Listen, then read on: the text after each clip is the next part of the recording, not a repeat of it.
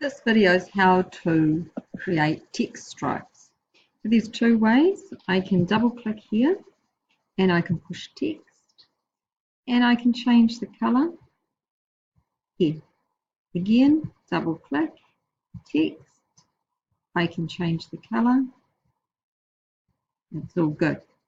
Another way is not on pages, not on themes, but on insert, is to just push text box and it will come up. And again, you can change the color. You could even in here select an image and put anything you like. Okay, so that's your text stripes. Of course, how do you put text in them?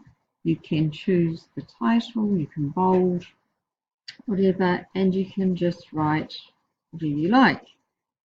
So I like to students to have a stripe per day lesson.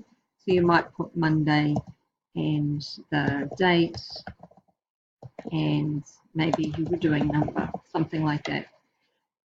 If you want to, you can copy it and you can move them around. So you can write Mondays there and then this could be Tuesday. Make sense? Cool. For me to see it, you need to push publish.